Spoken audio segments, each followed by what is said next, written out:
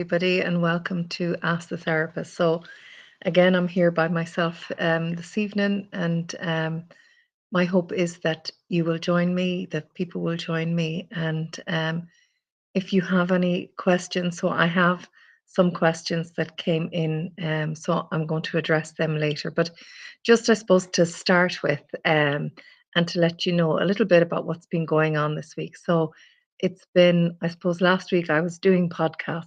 I done one with Caroline McGuigan and I done one with Louise McDonald, social media and or sell on social media. And I have to say that I actually love when I'm asked questions directly and just to be able to respond from a place of not thinking, and so both of them podcasts were really great. And I suppose I if you get a chance to watch them, there are some, I suppose, takeaways from it, I hope, that will help you. So that's really good. The other thing is, I was on a call this evening with two of our therapists, Lynn and Neve, and they are doing a group for people with eating difficulties. So it's the very first time on Counselling Online that we're going to be running a group. So if you know anybody that's struggling with any eating issues. Um, this group, it's an 8 week course. There will be a lot of psychoeducation in it and tools, I suppose, for you to use. So that's going to be happening the end of May. So I will have a definite date next week on Ask the Therapist, but to keep it in your calendar for the end of May. It will be an affordable course for people done weekly over 8 weeks. And our hope is that you get a lot of education for yourself if you are struggling with any issues around eating. And a lot of us at different times in our lives, sometimes we can use food. Um, and food is, I suppose, the external for what may be going on internally for us. So, it really is a worthwhile course for anybody who's struggling with anything related to eating or maybe body image, that sort of thing. So that's happening. So I suppose at Counselling Online, we have been, very busy, and I suppose our want is to be there and to reach everybody who may need our support. But we also want to use this platform to educate people, maybe tell them different, talk about different issues that may be going on for them. And that's what I suppose our purpose is, that everybody doesn't maybe need to be going to therapy right now, but there might be something that they get that might help them. And that is my hope for this. And I'm always very grateful for the questions that come in from people that are just finding anything difficult. And this evening, I was sort of thinking, what story might I share with you this evening about me? And the story that was in my head and was about when I was going in. So when we were doing our training, at the end of every year, we were brought in and we were interviewed to see whether we were able to go into the next year. And it was always really nerve wracking. And for me, my anxiety would be up to 90. But I remember clearly, it was my second year going into third year. And as I was getting myself organized for going in for the interview, I had a real good talk with myself. And as you might remember, if you've listened to any of my talks before, I talk about the brats or the bradogs that's in my bus. So for me, the anxious one was a brat, the jealous one, the bitchy one, the shy one. These are all parts of me. But the anxious one was absolutely playing puck that day. So I remember clearly as I was walking towards the building, I said to my little self, my anxiety self, I am leaving you on the wall. And I promise that when I come back, us two are going to go for whatever it was. I can't remember what. I think it was maybe even a drink at the time. Um, that we would celebrate the fact that anxiety had stayed outside and I had gone in. I put on my big girl knickers and in I went and I had my interview. And I suppose it got me thinking about, how we can chat to these parts of ourselves that cause us maybe anxiety, anger, sadness, that actually, can I just chat with myself and chat with that part of me that is actually screaming for my attention. And by chatting and maybe bargaining with them and, promising them, just like you would a little one, so I promise now if you're good and you do this, that, and the other, that I will reward you. And that you don't forget to reward yourself. So I hope that's a little tool that maybe you might use throughout your week when you find that one of these brats come to the surface. And how can I engage kindly and with compassion with myself? Because all they're doing is panicking. And it is for me and my adult self not to allow them take over. I always talk about them being on the bus so that they don't take over the wheel of the bus, that actually my adult self stays in control, acknowledges that yes, this is what I'm feeling, this is what's here. I see you, I feel you, and I talk to you. And when we do that, they tend to just totter away. Um, and then we can come back and say, that was great. That was great that you did that. So that we affirm ourselves, validate and praise ourselves, because we need a bit of that. Life isn't easy. And we encounter all sorts. And I suppose that brings me on to one of the questions that came in, and it was, how do I deal with social anxiety? So, to deal with social anxiety, and I know I would be quite a shy person. That would be part of who I am, and I'm okay with that because there's really great qualities, I suppose, to be shy. There's some ones that holds us back, and at times the struggle can be more than others. But when we have social anxiety, it is really heightened. It makes everything so difficult for us. And what is really happening is that we are so concerned with what other people think about us, how I look, how they'll judge me, that actually I've totally abandoned myself. Um, and it's really hard. It's really hard to come back to myself because there's judgment, there's negative talk, and it's really hard. So, if you have to go into a room full of strangers, how do I do that? So it's really about us finding techniques that works, and one of them, because I'm in a very small place, I'm very self-conscious, it's all about me, and I think the whole world is seeing only me. So I need to really, that's quite a big brat on the bus, and I need to sort of sit with that part of me that's really, really anxious and come to my senses. And when I come to my senses, it means the adult has taken the seat. So the social anxiety is like that child that is just so overwhelmed with everything.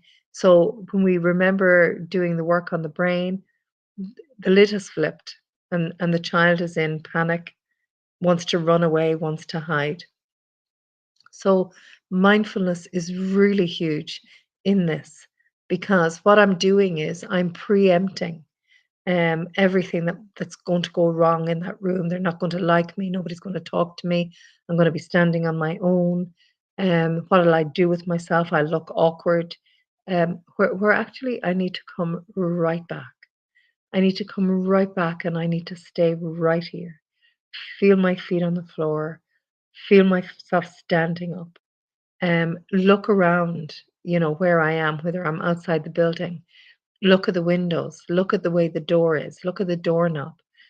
So I'm seeing. Can I hear the birds singing? What else can I hear? Can I hear cars on the road? Are there any smells? So these are my senses, and when I engage with my senses, um, this really helps me to begin to regulate. And when I begin to regulate, clear thinking comes in, logic comes in, and I am present and in the moment. So as I'm walking towards the room that I'm going to, can I be really aware of my breath? Can I notice my breath as I breathe in, as I breathe out? Can I hear the clicking of my feet as I make the steps? Can I see whoever is in the distance, what color they're wearing? What color is their hair? How are they standing? Who are they talking to? And very slowly, the more present I am, and this takes practice. And it is pushing myself that little bit out of my comfort zone because if I look at it, what is the worst that's going to happen?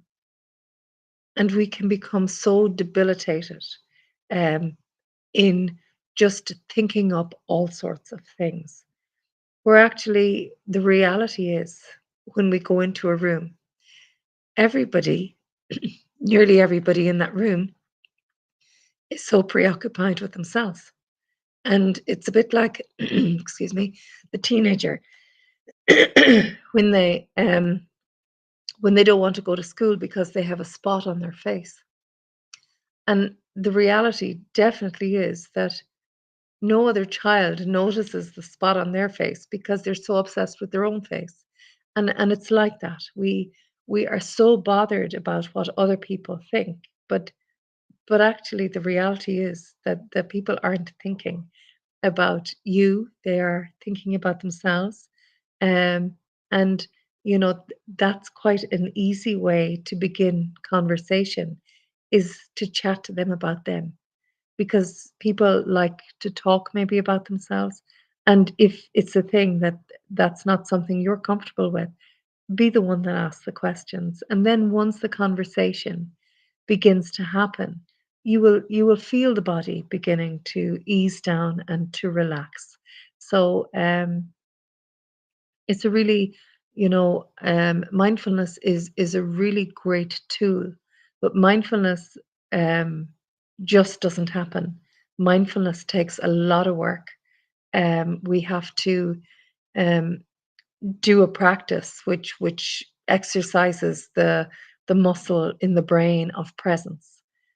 Because when I am present, I'm not catastrophizing into the future, or I'm not digging up the past and what went wrong and all I do wrong and it always happens to me. That actually the muscle to do either of them is really tight and strong, where we need to slacken that muscle and build the muscle then of presence, of just being right here in the moment, catching every little detail that's there that we keep missing with our anxiety. So it is really a powerful tool, mindfulness. And I say to people, just practice a little bit. Start off slowly. There's a breathing space. It takes just about 3 minutes where I check in. How am I? So check in physically. How am I? Emotionally, what's my mood like? And again, when I'm checking physically, it's not to try and push anything away. If there's a pain in my leg, acknowledge I have a pain in my leg. If it is a thing that emotionally I'm feeling really cross or really angry, allow that to be there. Just allow yourself into the sensation. See, where do I feel that in my body?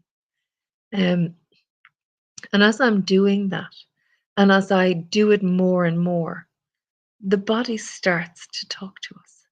It starts to show us. And then we're able to catch when there's a sensation, maybe in the tummy or in the chest, you're able to name it and say, oh, yeah, that's anxiety, or that's sadness, or um, that's anger. So I'm able then to see, because sometimes, and I don't know, does this happen to you, but there can be something going on and I don't know what's wrong with me. I'm just not in good form. But if I come into the body, I'm able to pick up the sensation of what that is. And if I sit with it will begin to show itself. It's like the little ones again. These are other types of breaths, emotions. And it is, can I just sit with it? Can I become familiar with it? That actually I get to know me. Because, I suppose I would find a lot in therapy that people come in and they say, you know what, I haven't a clue who I am. I really don't know who I am. And that's the truth because we spend so much of our lives outside of ourselves, um, and not at home in ourselves. And and I talk about it all the time. You'll hear me if you ever hear anything I'm saying, the wise body. So, and that they're gifts. Depression actually is a gift for you to slow down.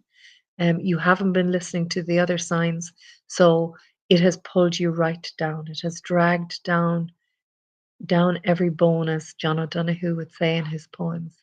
Um, and it wants you to watch the slow of rain. It wants you to slow right down, because you haven't been listening. You've been rushing too fast. He talks about it that you rush too fast over false ground, and your soul has came to take you back.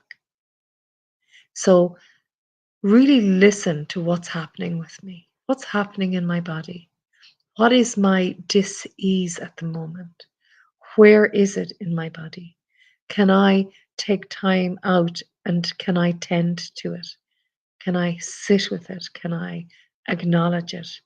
Um, and when I do that, that's really powerful in listening and allowing the body to respond because the body does know the way towards healing. And we have to get out of the way. But what we tend to do is we tend to go everywhere but into the body. We spend our time working, so work addiction. We spend our time maybe drinking, socializing, doing drugs, eating, um, on the internet. Anything but be with me, be with my one breath. So, it's really important that we listen, and I suppose that's probably one of my biggest reasons for doing this Ask the Therapist is to encourage you, excuse me, to encourage you to come home, to encourage you that this is my one body, this is my one life, and can I get to know it? Can I get to spend time?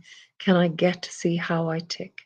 That what makes me me, what I like, what I don't like, and that taps then into our boundaries. Excuse me. So our boundaries is what's okay for me and what's not okay for me.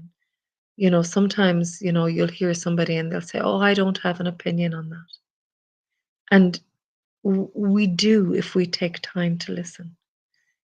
Just notice even for yourself, how are my boundaries? Do I know what my boundary is? Do I know what's okay and what's not okay?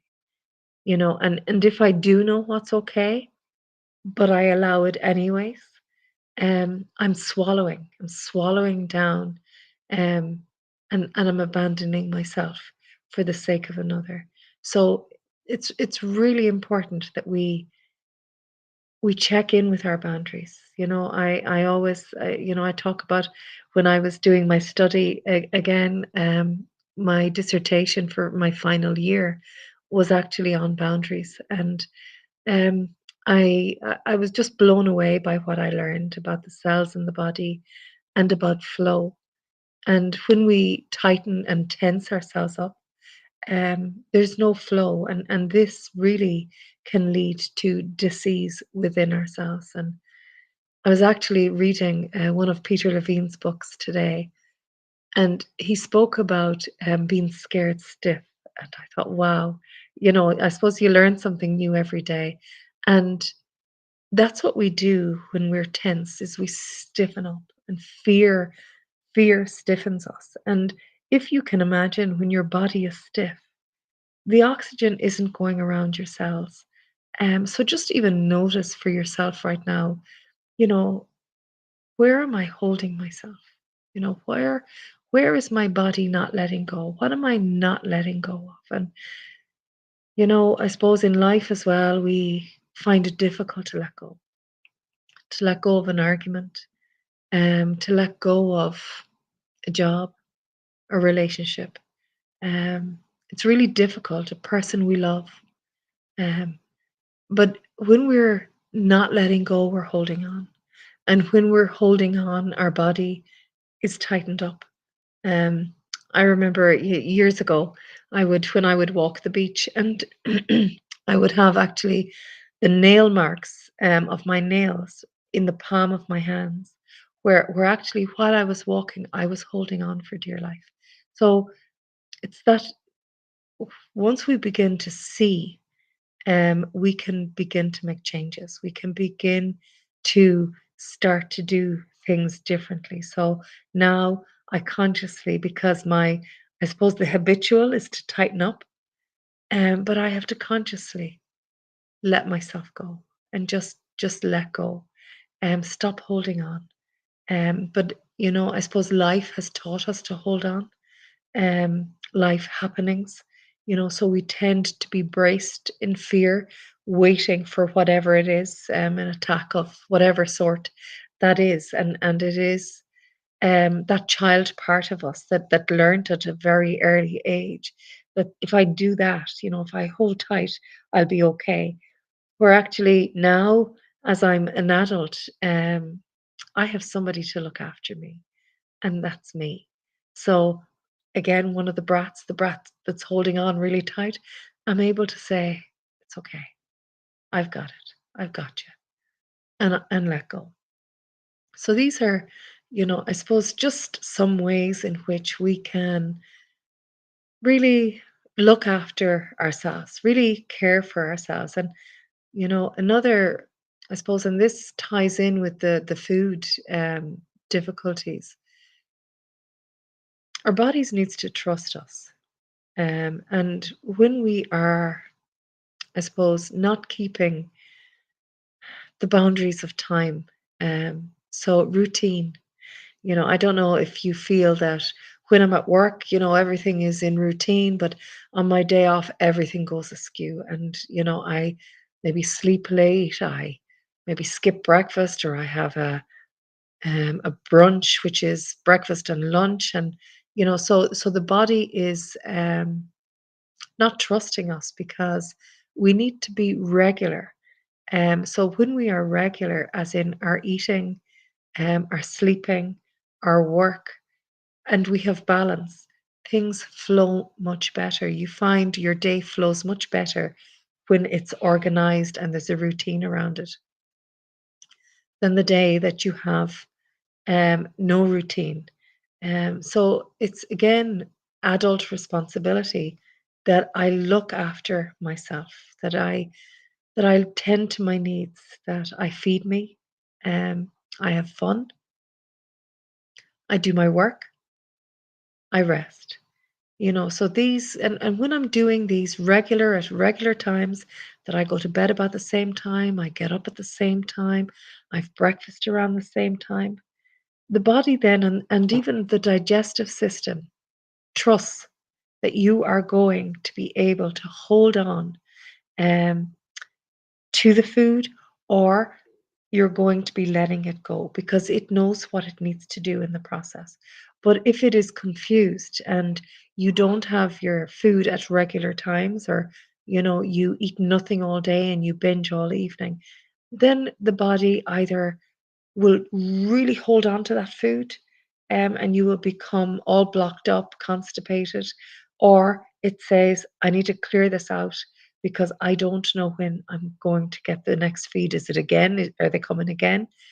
So this is where, if we look at irritable bowel syndrome, that can be really, really difficult. So again, can I come right down into my guts, and be in there, because it's inflamed, it's angry, it's needing to say something.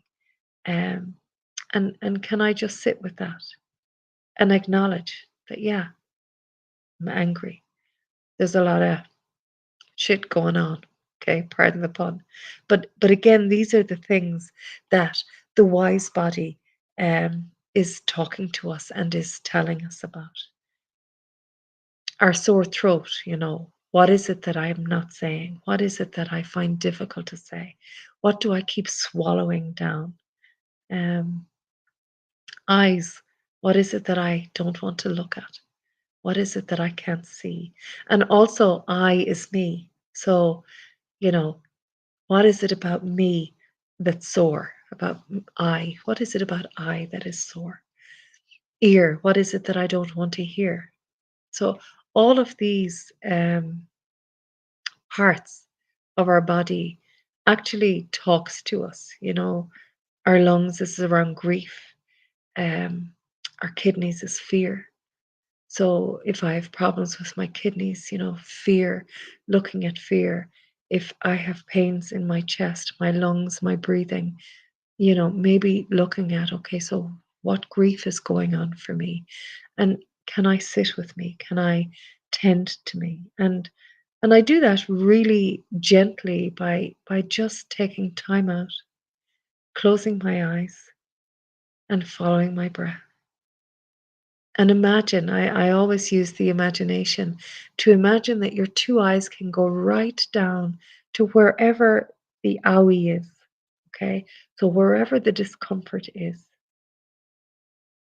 And can I, with my two eyes, just have some sort of a visual of what it might look like down there and what it might look like if I engage the breath with that area, if I focus the breath just in that place, so that I imagine the breath going into it and coming out from it.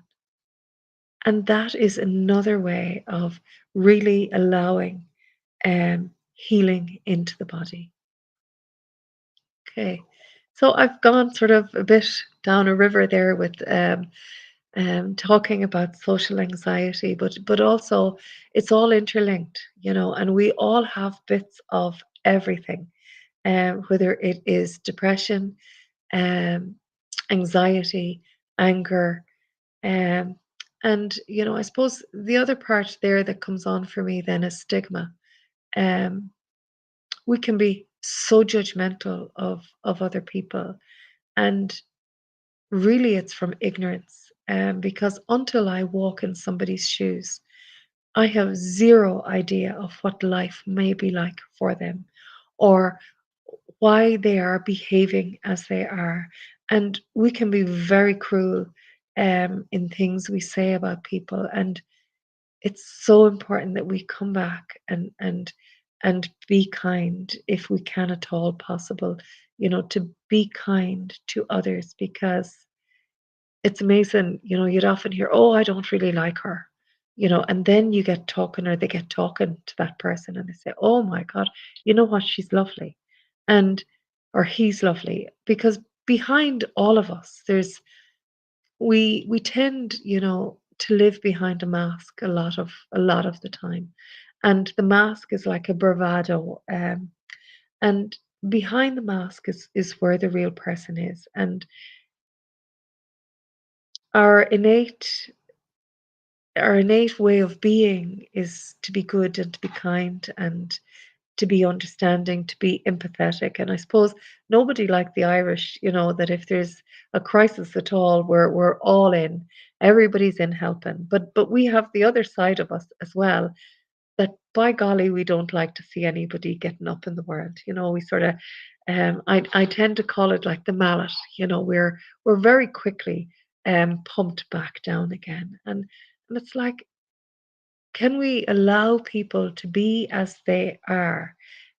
Because another part of it is, when I'm pointing my finger at them, there's three fingers pointing back at me. So I need to look at, what is it about that person that's annoying me, pissing me off, irritating me. And quite often, we find that it is something that is undealt with in ourselves that we actually don't want to look at, or are trying to avoid, or are blind to see. Um, Whether that is, that um, they can be maybe overly confident, and I really hate that about them. But it's because maybe my confidence needs a lot of work, and I need to come home rather than bitching about the person that's so cocky and so confident, that actually, looking at the brats that's going on for me, so jealousy, self-esteem, all of that that can be going on for me, um, with that. Okay, so I chatted a good bit there. So I'm going to um, talk about power. Okay, so power. And for a lot of us, we are constantly giving our power away. I always say to people, do you ever feel tired or exhausted? And they say, oh my God, yeah, I do. I do. And we're tired and exhausted because our energy is being spent in other people. So we spend our time in their heads, wondering what they're saying about me, wondering what they're at now, and all of that takes a drain out of our. If you can imagine a battery system, it takes a drain out of us, and it's really important again. And I suppose the theme of tonight is about coming home to yourself, and probably the theme every night that I talk will be about coming home, because when I come home to myself, and I feel my feet on the ground, I feel my breath in my body, I'm actually charging myself. I'm actually giving myself power, because as I as I come into my body, there is more of me. It's stronger, it's more solid. But when I'm lost in other people's heads and I'm gone and I'm thinking, there's actually no body in here, because the body is in other people's heads. So there's no body in here. So if you imagine that the body is bones, and if there was to be no bones in here, I'd be a bit of a pushover. So, it's seeing that actually I don't want to be a pushover.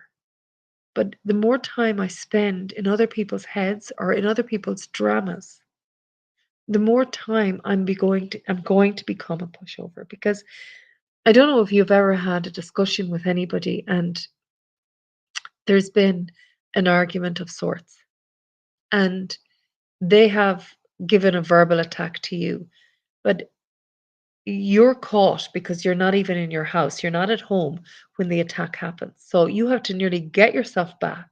And by the time you get yourself back and gather up something to say back to that person, the person is gone. And you'd say to yourself, you know what, I wish I, because now I know exactly what I could have said to him or her, but I haven't been there.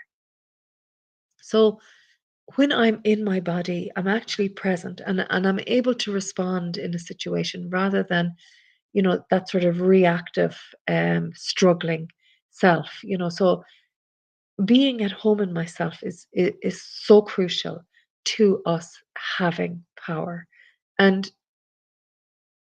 as adults, okay, as adults, except where maybe there's violence, um, it's me who gives my power away. I actually give it away. And I abandon myself by giving it away, and I need to take it back. So I do an exercise around that, and again I might put that up tomorrow. I've put it up before, but it is an exercise on power. And if anybody here tonight, knows anybody who feels powerless or is feeling powerless themselves, we all feel powerless at some stage in our lives. But this exercise is a really great visual of how actually I can take it back. So I will do that tomorrow and put it up on our feed for you.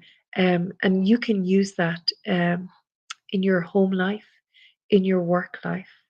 and it's a really lovely exercise to do. Okay, so I think we're sort of coming to the end for tonight. I do hope that you have gotten something from tonight's discussion. Please like, comment, share. Um, we really appreciate um, the support that you give us, and not only us, but it's supporting mental health. So it's also supporting yourself. We really want to reduce stigma of mental health. It's as important as our physical health. Um, and we can be that change by talking about mental health, about different issues, and every single issue I think that I spoke about tonight. I would have a little bit of them all. So that's what makes us all human, is this commonality that we all have struggle. And it's great. It's great that we all have struggle. So I want to wish you well for this Tuesday night. Just to say to you that I'm going to be away for a few weeks, the end of April. So I'm going to, it's self care, so I'm going to be taking a complete break. So there will be no Ask the Therapist for them few weeks. But I will be going up until then, which is I think about the 14th or 15th of April, and I'll be back on the 14th of May. And my hope is to continue to talk about mental health and talk about our issues. Um, so I look forward to, during the week, if you have any questions, please message us with them, and I will only be too delighted to answer them. So take care, have a great week, and we will chat next week.